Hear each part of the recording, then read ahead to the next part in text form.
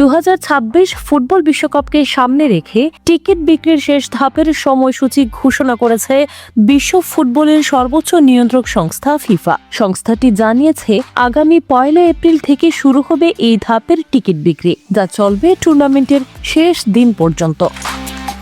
আসন্ন বিশ্বকাপ আয়োজন করবে 3টি দেশ, যুক্তরাষ্ট্র, কানাডা এবং মেক্সিকো। এবারের আসরে মোট 104টি ম্যাচ অনুষ্ঠিত হবে।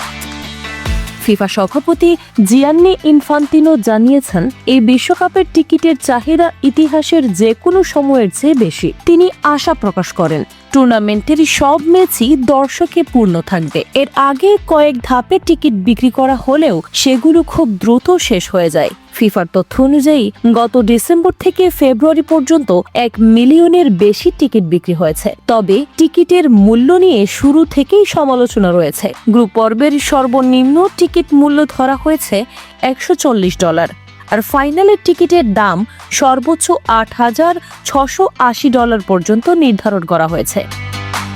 ফিফা জানিয়েছে শেষ ধাপে অবশিষ্ট টিকিট আগে এলে আগে পাবেন ভিত্তিতে বিক্রি করা হবে। 11 জুন শুরু হয়ে 19 জুলাই পর্যন্ত চলবে এই বিশ্বকাপের লড়াই।